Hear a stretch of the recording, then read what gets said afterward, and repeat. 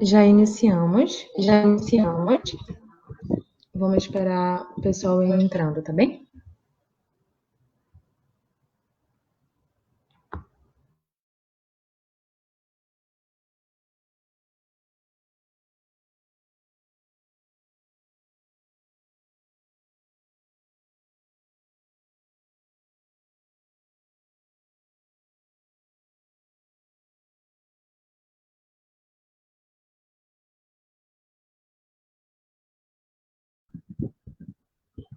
Já podemos começar?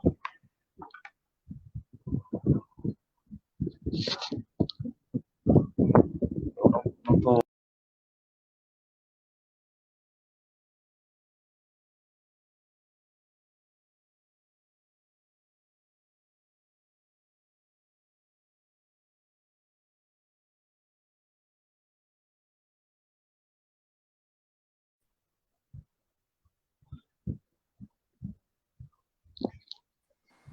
Tinhas caído, Alan. Deu uma sumida aqui, mas acho que está normal agora, né? Estão me vendo, me ouvindo bem?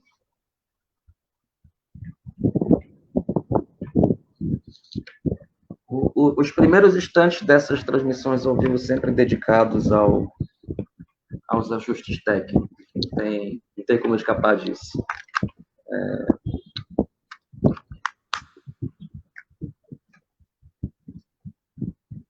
Bom, então acho que podemos, né? Vamos dar início. Primeiramente, boa tarde, minha querida Camila, minha amiga Camila, boa tarde, Yasmin. Boa tarde a todos e todas, amigos da Fortiori. Um prazer imenso, um privilégio estar mais uma vez aqui junto a vocês para pensar junto, para conversar, para discutir, debater. Para quem não me conhece, eu sou Alan Lima, eu sou psicólogo, psicanalista.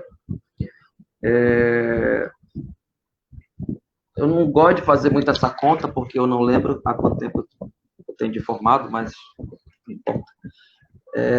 E a minha missão hoje aqui é provocar um pouco esse debate junto à minha querida amiga Camila. Eu já passo a palavra para ela se apresentar, mas a minha função aqui hoje é de agitador, né? É de subversivo e é de incômodo, mas eu penso que a Camila assume e aceita muito bem esse incômodo, porque o trabalho de pensamento dela não se acovarda. Então, primeiramente, passo a palavra para que ela possa se apresentar também e dar as boas-vindas a todos. Por favor. Boa tarde a todos, especialmente, né, a figura do Alan, da Yasmin, do Altieri e dos demais amigos da Fortiori. Meu eterno agradecimento, né, por poder estar aqui nesse lugar de inquietação e, sobretudo, de dialogarmos, né, porque aqui ninguém vai trazer respostas. Na verdade, nem trabalhamos com elas, né? Mas, na verdade, que a gente possa se inquietar e, sobretudo, trazer a psicanálise, a psicologia para essa responsabilidade de pensar as questões da raça, de como elas se transversalizam, sobretudo, né, no entrelace do inconsciente com o social. Então, eu sou psicóloga de formação, psicanalista, atualmente mestrando em política social e direitos humanos aqui na cidade de Pelotas. E é uma grande honra poder estar aqui, né, com esse grande amigo que desde 2017, na verdade desde 2016, né, Alan, essas inquietações nos tomam nas nossas conversas, nas nossas trocas para além da clínica. Né?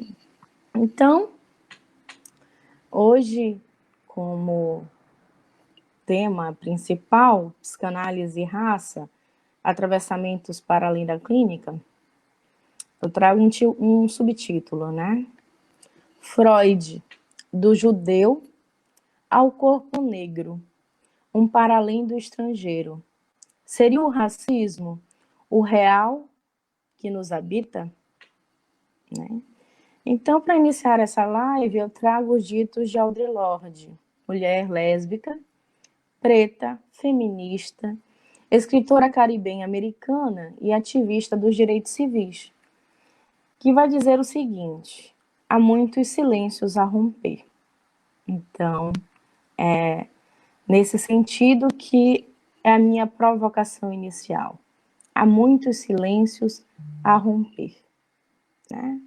Então, que as questões que aqui serão transversalizadas se dará nesse sentido de romper silêncios, de nos inquietar, né? De pensar a responsabilidade do saber psicanalítico e da própria psicologia para as questões raciais e das demandas demarcadoras da diferença entre os corpos.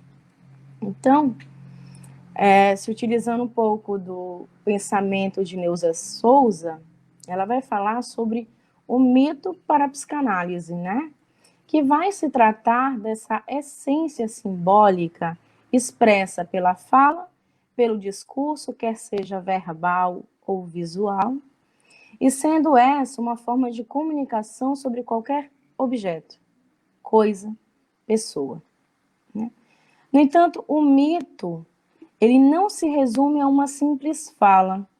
O mito esconde como por camadas o real para produzir o ilusório, negando a história, para que esta seja transformada em natureza. Esse é o objetivo do mito.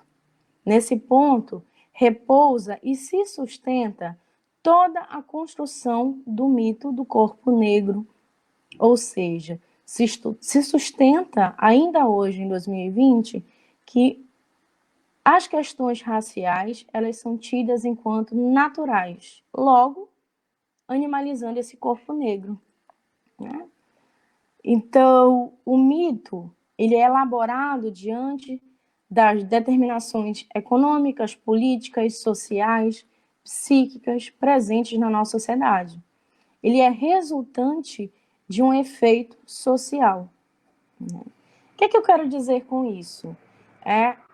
Como o corpo negro, né, ele é pensado desde então, e mais do que ele é pensado, como ele é construído sócio-historicamente. E isso tem um peso importante para pensar as questões psíquicas.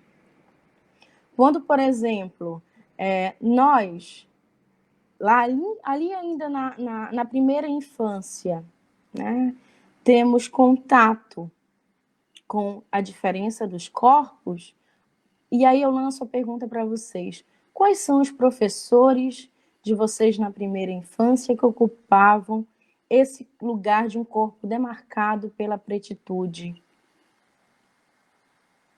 Né? Ali ainda na primeira infância, quando se tem as primeiras aulas de história, como os corpos negros foram e ainda são significados. Então, são significados como, ora, um corpo escravizado, um corpo, né, passível de objetificação e, digo mais, de abjetificação. Né?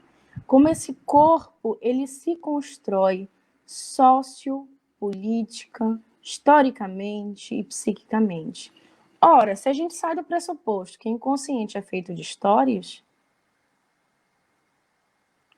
o corpo negro se constrói também a partir dela, diferentemente do corpo branco. E aí eu me questiono muito, tanto com a Alain quanto com a Rose, que eu não posso afirmar que o inconsciente tem cor, mas eu posso confirmar de que os sujeitos brancos e os sujeitos pretos, assim como os sujeitos indígenas, são construídos de modo diferente. Em nenhum momento, né, o sujeito branco se questiona sobre a sua posição de branco, porque ele é universal. Neuza Santos nos convoca a pensar sobre essas questões. E diga-se de passagem, Neuza é psicanalista. Né? E aí, já provocando a vocês, quais de vocês tiveram acesso, né, durante os 5 anos de psicologia e numa formação de psicanálise, aos livros de Neuza? Eu, particularmente, não tive este privilégio. Não sei se o Alan teve. Eu caminhei por si só ao encontro da Neuza e caminhei no encontro de identificação. Né? Então, pensar o racismo e o corpo negro é pensá-lo também enquanto um produto econômico, político, ideológico. Podemos dizer, então, que o mito é a representação, ou um conjunto delas, né? Que, ao mesmo tempo, vai expressar, assim como ocultar, a produção de bens de dominação e de produção.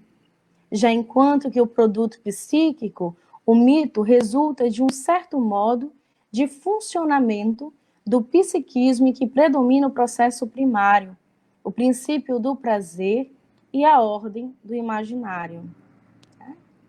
Então, estamos nesse sentido, desde o processo falacioso da abolição. A abolição é uma falácia. Né? Então, o sujeito preto, o corpo negro, ele está imbricado num duplo sofrimento. Sendo, primeiro, o mito da democracia racial, do slogan de que somos todos iguais. Né? Slogan esse que reitera opressões. Justamente por, ilusoriamente, fantasiosamente, lançar no social e no campo psíquico tais ideais.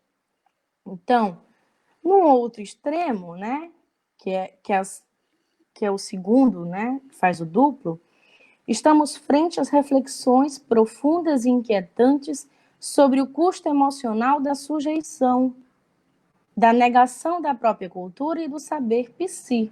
E eu falo aqui enquanto psicóloga sobre o corpo preto. Então, por isso que há um tornar-se negro. É isso que Neuza Santos vem nos convidar a pensar. Não há um tornar-se branco. Por que, Camila, não há um tornar-se branco?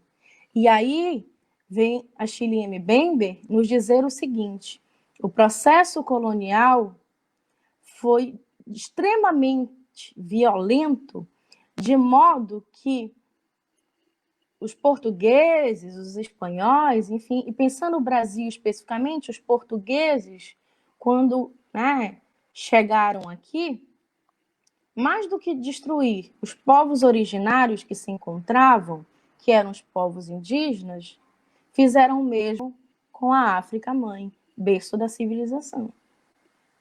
Dizendo que esses sujeitos não possuíam saberes, que a sua sexualidade era uma sexualidade pecaminosa, logo que eram corpos passíveis de disciplinarização, de normatização, né? E impuseram, de algum modo, né, e lançaram no social de que precisava-se classificar os sujeitos. Então, a classificação que a gente entende hoje de raça advém desse processo. Então, é um processo histórico, político e econômico que se perfaz ainda em 2020. Então, estamos aqui ainda, eu, Alan e outros profissionais, discutindo o que é a raça. A raça é uma inventiva. Ora, se ela é uma inventiva, a gente não pode, então, dizer que somos todos iguais. Inclusive, a própria psicanálise nos ensina isso, né? Que a gente está ali na escuta do 1 a 1. Somos sujeitos singulares. Se somos sujeitos singulares, eu também... É isso que eu questiono, né? Se somos sujeitos singulares, isso quer dizer que também no social a singularidade está posta. Né? Então, se a priori nascemos, né, um pedaço de carne, mas um pedaço de carne que para o sujeito preto será pensado de outro modo no campo psíquico e social. Não sabemos por que nossa cor, nossos traços, nossa religiosidade incomodam. Mas é preciso, a priori, que o desejo da brancura nos tome, para que possamos daí nos identificarmos com o mundo branco, para nos socializarmos, para termos um lugar social que a todo instante nos diz quem somos. Né? Então, o processo colonial, até a nossa atual conjuntura, nos dita quem somos. E isso, primordialmente, se atravessa nos corpos negros. Né? E aí, hora ou outra, vocês vão me ouvir falando, né? Corpos negros, pretos, e aí eu preciso sinalizar, né? Segundo o IBGE, os corpos, né, a negritude, ou ser negro, se dá numa somatória de sujeitos que se identificam enquanto pardos e enquanto negros. Né? E aí, isso é muito pessoal meu, que para mim pardo é papel. Tá?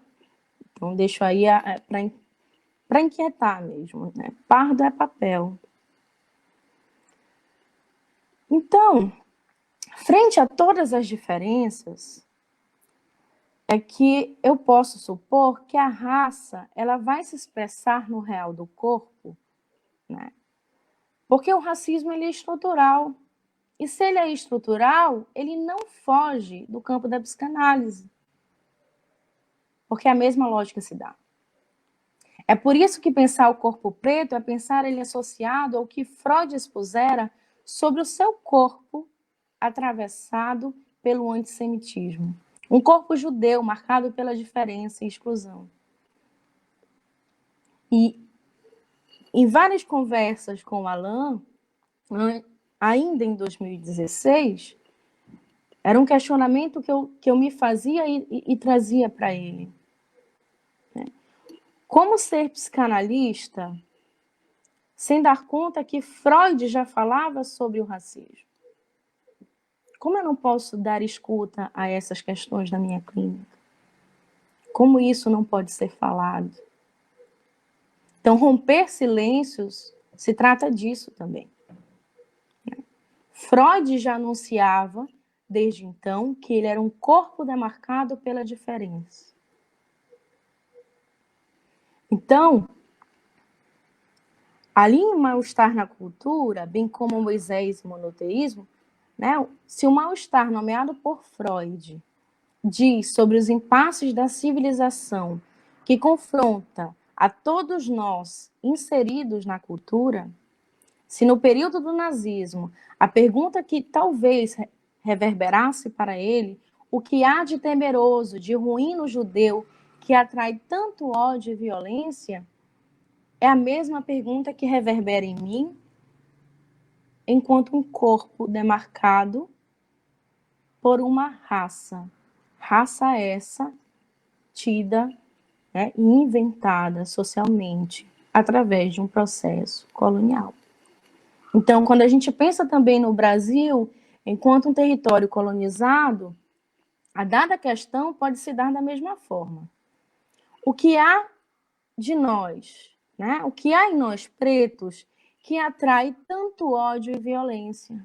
Porque todos os dias eu acordo com a notícia de que algum sujeito preto morreu.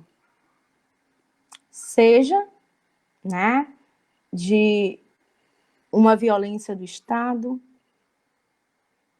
seja porque foi confundido, né, com um assaltante, porque são esses os significantes, porque o corpo preto é pensado no universal, todos os pretos se parecem. Então, o que há em nós pretos que atrai tanto ódio e violência?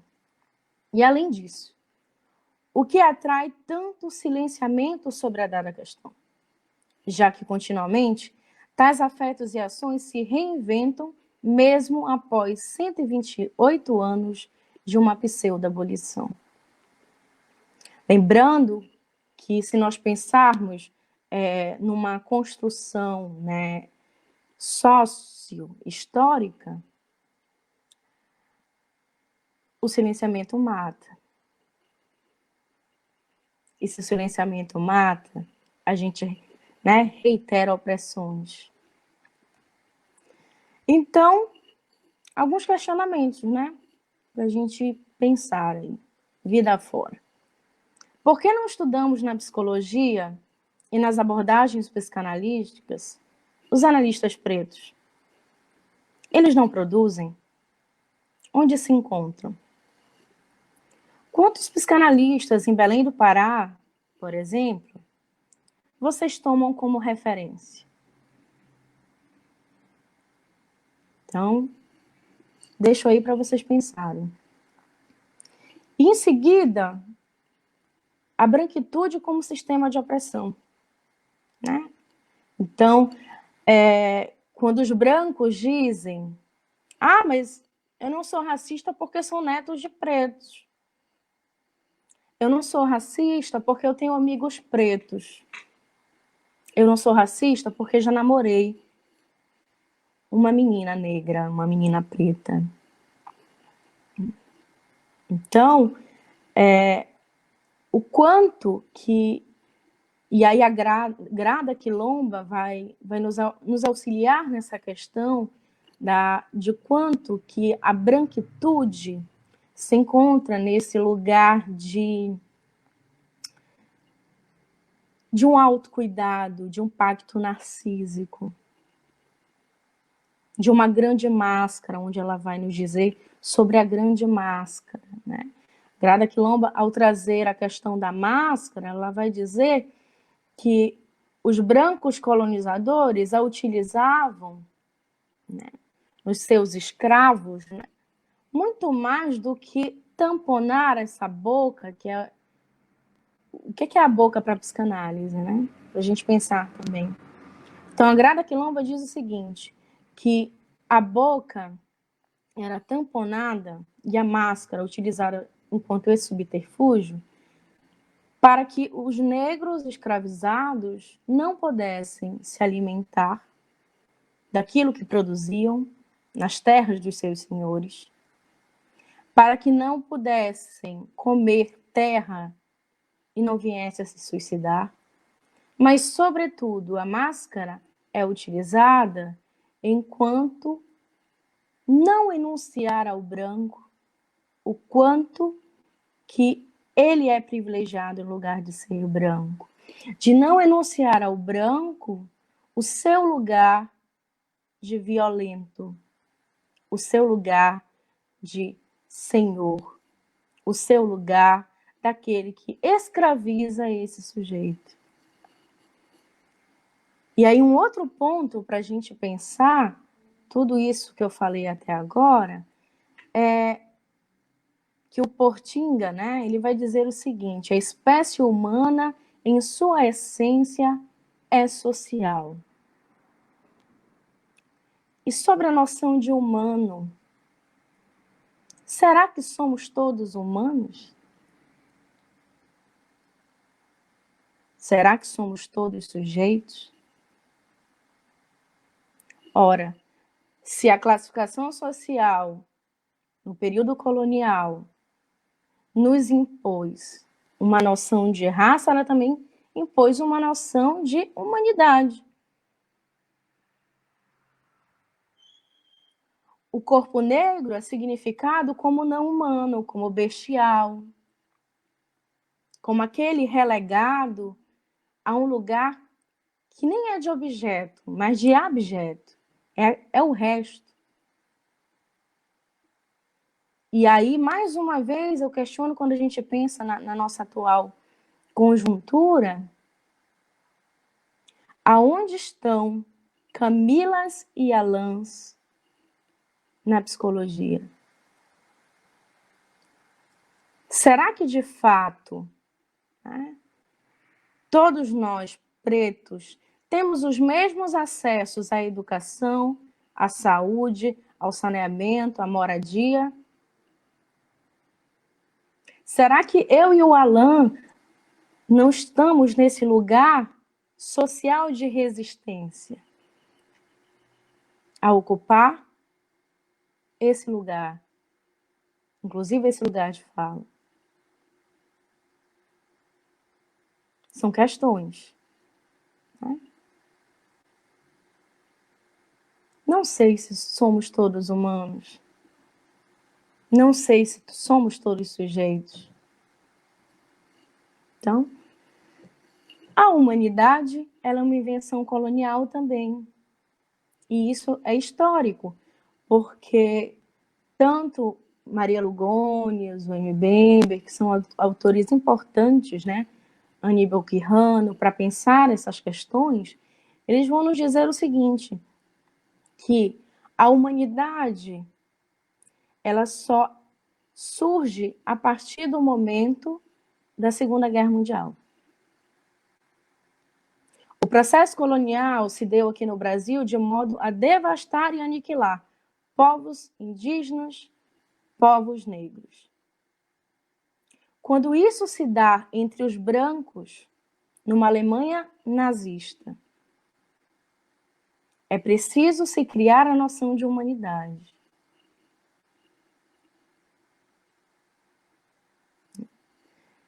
Então, raça, humanidade, tudo isso são construções sociais, são inventivas coloniais, que muito mais, né, do que lançar no imaginário social a diferença entre os corpos, reitera opressões.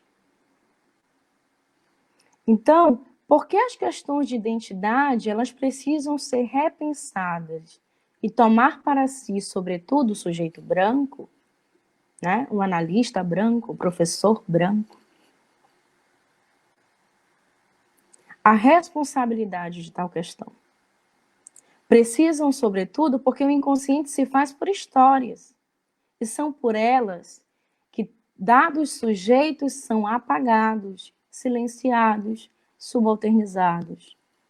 Porque as experiências do racismo estrutural, ela produz no nosso corpo psíquico e físico culpas, asco, medo, desamparo, ansiedade. Somos seres sociais também, como eu disse no início. Se somos seres sociais, nós precisamos de pares, né? Nós precisamos nos encontrarmos entre os nossos. E se nós não temos quem nos identificarmos, nós precisamos nos apagar enquanto sujeitos. Porque o racismo estrutural, ele se dá de tal modo que ele se ressignifica. Então, eu preciso, e aí mais uma vez, né, mais uma live em que eu vou ratificar, não estou fazendo apologia de que, ora, alguém vai ser menos preto e não alisar o cabelo, por exemplo. Não se trata disso. Mas se trata em dizer por que a necessidade de aceitação que eu particularmente tive e outras pessoas que converso tiveram em ter que alisar o cabelo.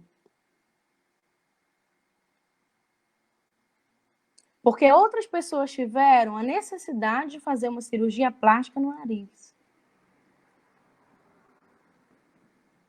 Ou afinar os seus lábios.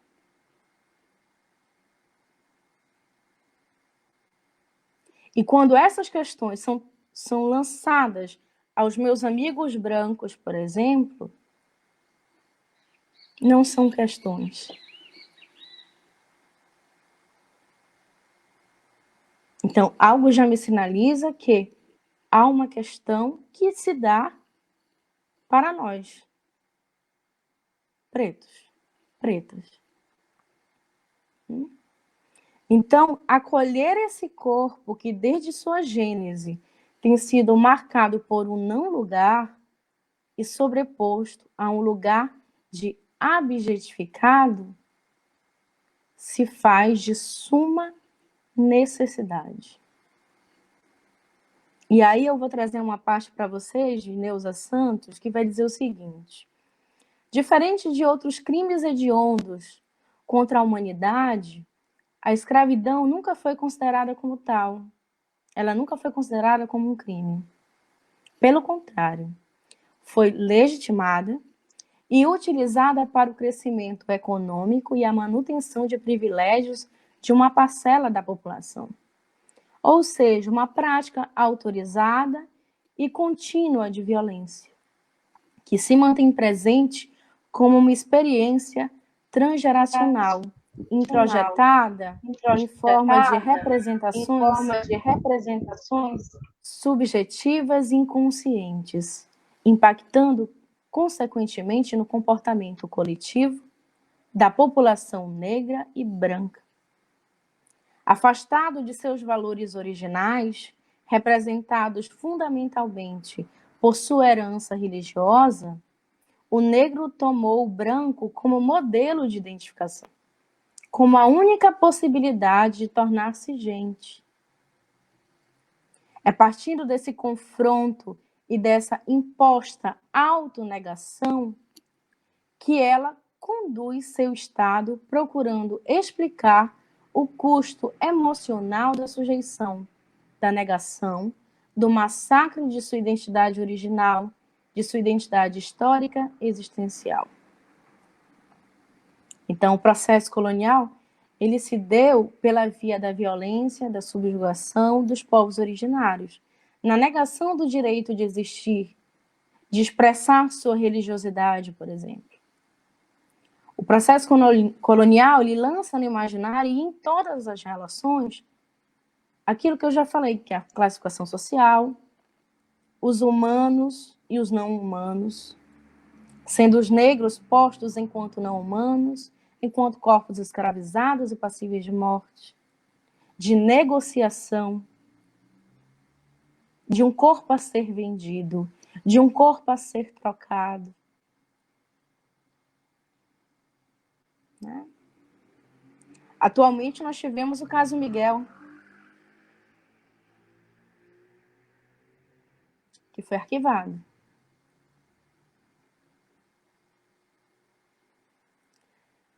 Então, na atual conjuntura, a sombra colonial ela persiste através da política de morte do Estado. E aí o Mbembe ele vai dizer o seguinte, que a noção de biopoder e bionecropolítica de Foucault, ao pensar o Brasil, essa questão vai se dar de um outro modo. Porque o Brasil vive ainda à sombra da colonialidade do poder. Então, o Estado e tudo que dele deriva atua pela política de morte de vidas específicas, marcadas, quer sejam pela diferença da cor, da sexualidade, da religiosidade, da etnia. E aí, Silvia Almeida, em uma de suas lives, disse a seguinte frase: primeiro mataram os nossos pais.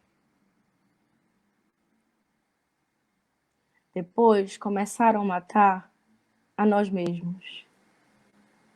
E hoje matam as nossas crianças. Então, um matar que se apresenta tanto no corpo material quanto no corpo simbólico. Mataram os que vieram antes de nós, a violência policial que se perfaz frente à raça e ao gênero e à sexualidade, a hipersexualização do corpo feminino negro, Será que, de fato, vidas negras importam? Ou é mais uma hashtag? Ou se apenas importam de modo temporário, frente a um espetáculo midiático, como que ocorre, por exemplo, nos Estados Unidos ou na Europa? As vidas negras no Brasil não importam? As vidas negras em Pelotas não importam? As vidas negras em Belém do Pará não importam?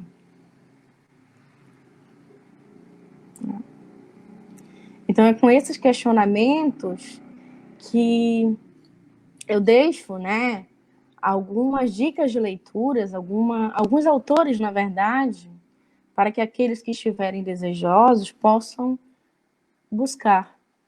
Então, nós temos Neuza Santos Souza, psicanalista,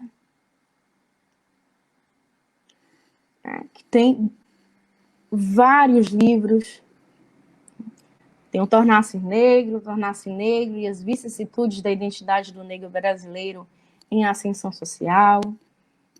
Psicose, um estudo lacaniano. Nós temos a Exildia Nogueira, José Salles, Fábio Melo, Caterine Meyer, Abdias do Nascimento, Sueli Carneiro, Kemily Munanga, Grada Quilomba, Alan Lima.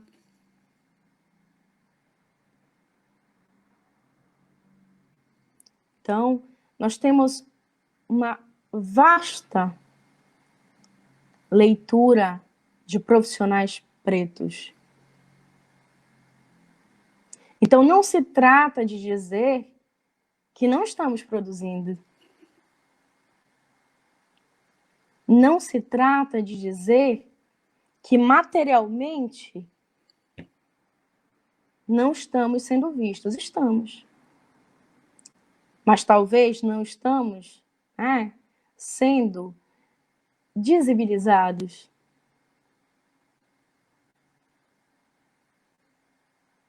Então, é nesse sentido que eu trago para vocês essas provocações, né? Para que se possa se inquietar. E é isso, Alan. A palavra é tua.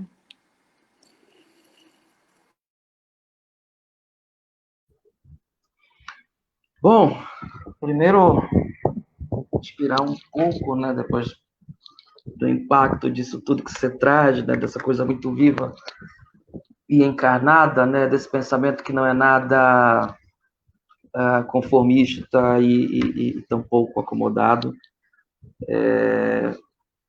Muito obrigado pelas tuas provocações, pela tua mobilização. Antes de comentar alguns aspectos e de te devolver também algumas questões que a gente possa debater, eu queria primeiro abrir um parêntese aqui, e antes desse parêntese também alertá-los se caso, porventura, eu ficar em silêncio por questões técnicas. Aguardo em segundos que eu volto. Mas voltando para o parêntese inicial. A princípio, essa live estava programada para ser feita no Instagram. Mas alguns acontecimentos recentes nos fizeram recorrer a essa outra plataforma. E esses acontecimentos, enfim, eu me solidarizo aqui com a professora Bárbara Sordi, que teve uma live, se não me engano, sobre parto humanizado derrubada em função dessa patrulha neofascista virtual que nos persegue, usando o termo mais claro possível. Bom, eu acho que a psicanálise, a psicanálise é essa última flor da medicina, como dizia Lacan, ou seja, a psicanálise é essa flor, ela só brota, ela só floresce em um solo democrático. Sem democracia não há psicanálise. Não há psicanálise possível. Porque o princípio técnico de Freud, a única regra que ele nos lega, ela vai além do espectro clínico. Ela tem uma força política muito grande. Porque quando nós convidamos os nossos pacientes, os sujeitos que a nós recorrem, a falar o que lhes vem à cabeça, a falar, nós estamos provocando a liberdade de pensamento. A regra de ouro da psicanálise, a única regra da psicanálise, é o pensamento livre.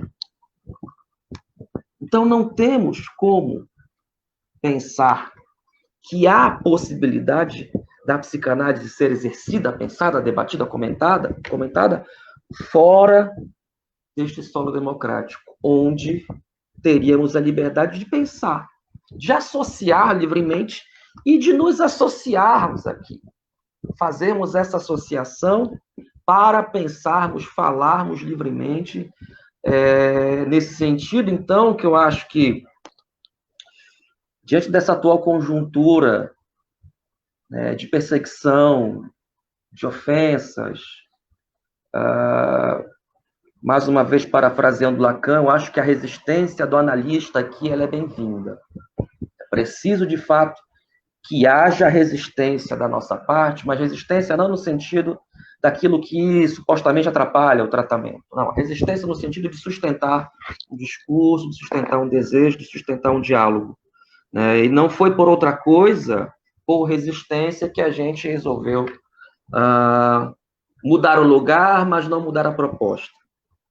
A gente não se deixou intimidar por nenhum tipo de truculência que passa muito longe do que é a nossa proposta enquanto uma ética do desejo, uma ética do pensamento. Bom, esse era o parênteses que eu queria abrir antes de tudo, fazer a menção à professora Bárbara pelo ocorrido. E agora, pensando um pouquinho agora nisso que a Camila nos trouxe, no que é a proposta, quando eu e a Altieri conversamos há umas semanas atrás sobre esse momento, né, essa proposta, foi decorrente dessa constatação um tanto desinformada, certamente, né, sobre esse caráter nebuloso que paira sobre as relações entre o negro e a psicanálise. Para mim não é uma inquietação muito nova, eu já tinha me deparado com isso há uns anos atrás, quando, exercendo a clínica, eu escuto de uma paciente que ela havia procurado muito tempo um psicanalista negro e eu teria sido o único que ela encontrou. Até esse momento eu nunca tinha pensado nisso. Até esse momento isso nunca tinha sido uma questão para mim e de repente o céu desaba sobre a minha cabeça a partir dessa fala da paciente. Eu procurei um analista negro e você foi o único que eu encontrei aqui em Belém. E aí eu comecei a tentar contar na minha cabeça quantos eram, e de fato,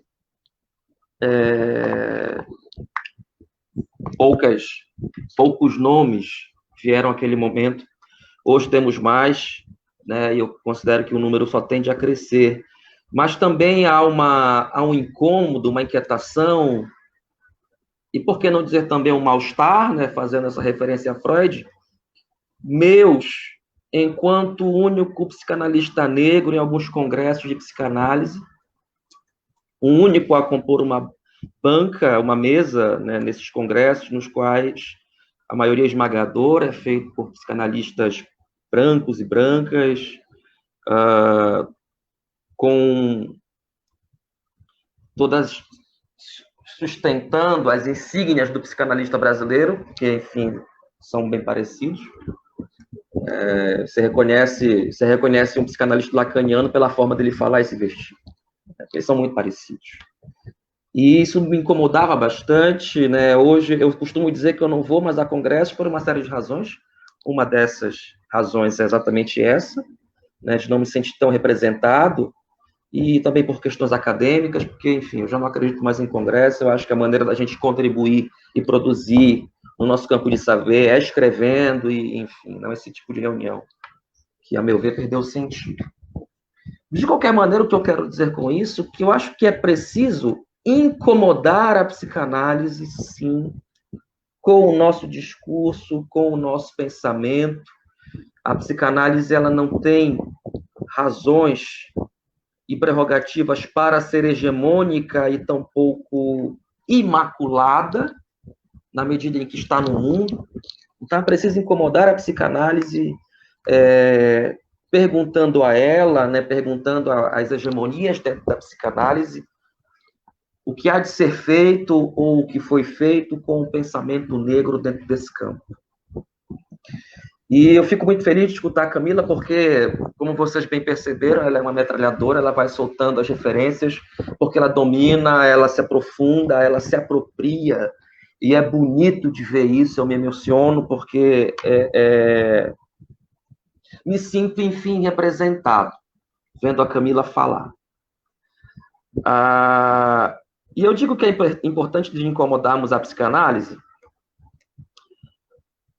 A Camila explorou isso muito bem, né, das próprias origens da psicanálise. Eu tenho estudado isso, sobre essa condição de Freud de estrangeiro, e vocês vão me escutar bastante falando disso aqui, né, do estrangeiro, né, de ser outro em um lugar cercado pelo mesmo, né? Freud, apesar de em uma certa altura do seu trajeto, afirmar que sua cultura é alemã, mas jamais negou sua identidade judaica. E vocês bem sabem que a psicanálise tem um certo problema, né? Mais uma vez na questão de incomodar a psicanálise tem um certo problema de pensar a questão das identidades. Porque ela se apega de maneira justa e consistente à noção de sujeito. Quem estuda, por exemplo, a obra de Lacan sabe que o sujeito é o que está em questão. E esse sujeito, né, por ser referido ao inconsciente, por ser efeito do registro do simbólico, né, por um significante que representa outro sujeito e tudo mais, ele não se ajustaria bem a essa questão das identidades, e aí há uma grande celeuma hoje em dia, justamente acerca da questão da identidade de gênero, da identidade racial, que a psicanálise tem tanto problema em pensar, a meu ver, e na minha humilde opinião, os acontecimentos recentes numa live com o Christian Dunker e com a Maria Rita Kell atestam isso, é sintomático dessa dificuldade que a psicanálise tem de ir para além do sujeito. Mas eu